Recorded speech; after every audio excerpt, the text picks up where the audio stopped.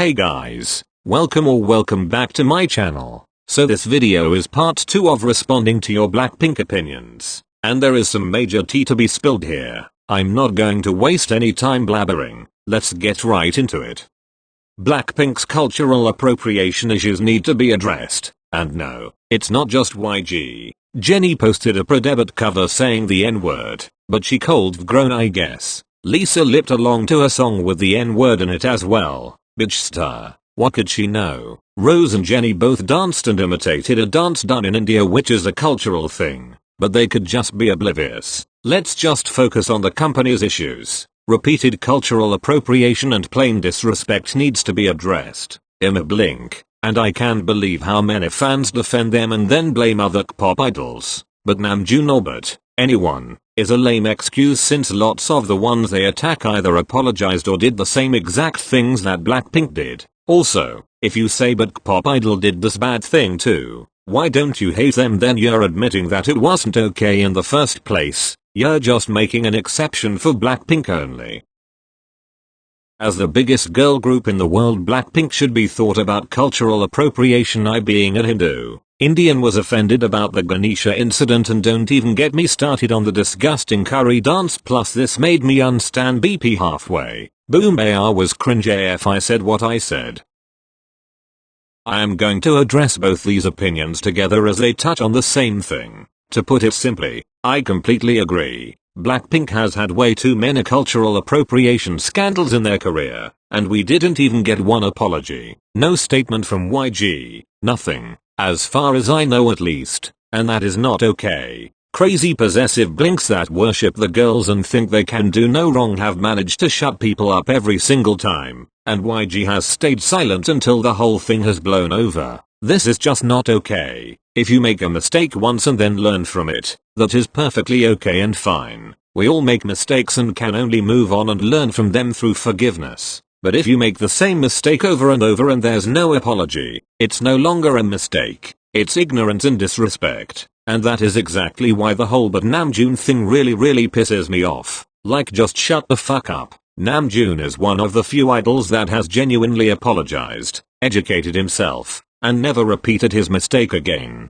But people can't take their faves messing up, so they have to bring up someone else's past mistakes, especially someone bigger than their faves. Please get a life. So yeah, Blackpink's cultural appropriation really needs to be addressed. And Blinks also need to accept that it's not entirely YG's fault. Rose, being Australian, comes from a background of being a minority in her home country. I find it hard to believe that she doesn't know or understand what cultural appropriation is. Give me a break. Lisa, being Thai, for the incident with the How You Like That music video, should have known better. Hinduism is a minority religion in Thailand, but the elephant-headed Hindu god Ganesha is extremely popular and widely worshipped there. I just find it very unconvincing that she had zero idea about it, or that she didn't know it was disrespectful to put the idol of a deity on the floor, near her feet. It's things like this that make it even more not okay. And I don't know if YG is not letting the girls apologize and they want to, or what it is. I guess we will never know. But to be honest, that doesn't make sense, because what could they possibly gain from not apologizing for the backlash they receive over appropriating cultures a lot of their fans come from? Like, it literally does not make sense. There is no reason for them to not apologize. So yeah, it needs to stop, and if they mess up again, we better get an apology or some kind of statement from YG at the very least.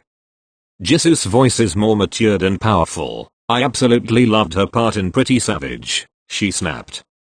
Facts, album era Jisoo just hits different. I am not the biggest fan of the album, but album era Jisoo on the other hand, it's a different story, sis. She really snapped, and not just in her part in Pretty Savage. She just snapped, period. Her confidence in the album era was amazing. There was a clear improvement in her dancing. In my opinion, she was at par with the other members and no longer stands out as the weakest dancer in the group. Her vocals were powerful and some of the best we've ever gotten from her, and she served us look after look. Album era Jisoo is superior.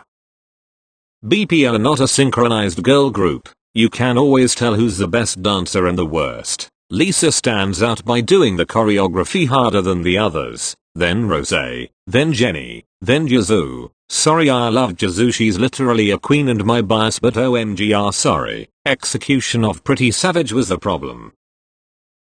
I disagree. I do feel like there used to be a clear difference between the dance line and the other members, especially Jisoo, but I don't think that is the case anymore. Like I mentioned in the previous opinion, album era Jisoo snapped. Her dancing has improved so much. Literally just watch the How You Like That and Lovesick Girls dance performance videos. Her improvement shines the most in those, in my opinion. In terms of Pretty Savage, a lot of people were saying the choreo wasn't the problem, rather the execution was, and the girls did not perform the choreo well. I disagree. I just don't see how the choreo could have been performed well. LOL, some moves are just so weird, like the hair flipping, and I don't know, I really don't see a way they could have executed the choreo in a different way to make it look any better than it did.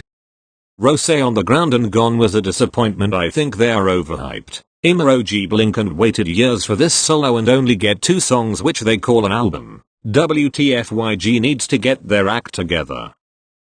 I am not an OG Blink, but I can understand where this person is coming from because I have a friend that is an OG Blink that felt exactly the same way, and though I haven't been a Blink since 2016, I wasn't very into this solo either. I really enjoyed Gone. I think the melody just has a really pleasant vibe to it. It's sad and beautiful at the same time, and I really enjoy the pace of the song. I also think it showcased her vocals well, which is the kind of title track most of us were expecting from the main vocalist. The lyrics weren't the best, but they weren't terrible at all either. With On the Ground, the EDM part in the chorus really threw me and a lot of people off, and it didn't really showcase her vocals too well. It was just confusing to get an EDM heavy title track from the main vocalist of the group, and the song just sounded like a 201,415 pop song that would have been overplayed on the radio back then. The best part of the song were the lyrics. They were wholesome and meaningful and really felt personal to Rose, which I really appreciate. But yeah, I really don't understand why they call 2 songs an album. Like, just call it an EP or release 2 singles. LOL, why would you call it an album? That honestly annoys me more than it should, LMAO. So yeah, I totally see where you're coming from. And the bottom line is that YG needs to get their shit together. Ultimately, that is what the rest of Blackpink's career depends on. Nothing about Blackpink is iconic or interesting. Fans be hyping them up like QWE and yes let's go, meanwhile their Instagram is more active than their Spotify. Damn sis, you snapped. Did you really have to go off like that? Holy shit. Personally, I have mixed thoughts on this opinion. The part about their Instagram being more active than their Spotify, I mean, where's the lie? I hate to say it, but where is the lie? I know this isn't their fault and they have said it themselves that they would like to release music more often. Like that time Jennie threw shade at YG at a concert and said they would perform more songs if they had any. Iconic LOL, but yeah, it's just a fact. They have been a group since 2016 and haven't released a lot of music at all for someone whose job is literally to release music. The first part of the opinion regarding nothing about Blackpink being iconic or interesting, I disagree. Maybe there aren't as many interesting things about them because we barely have any Blackpink content at all. But all 4 of them have very interesting personalities in my opinion, and their group chemistry makes them very appealing as well. There are plenty of things about Blackpink that I also find to be iconic.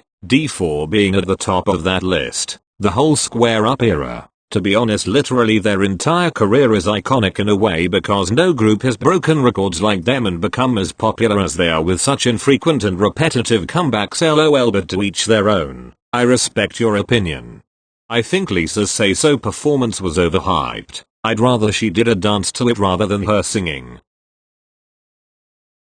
I agree. This song just wasn't for her. She sounded very breathy and unstable. However, I don't think she completely lacks the ability to sing well. Vocals are her weakness, but she has potential. It's just that this song was not it for her voice. I genuinely think she could have sang a song with lower vocals that was maybe slower, much better, so she could ease into singing and performing simultaneously as someone that doesn't possess vocals as a strong point.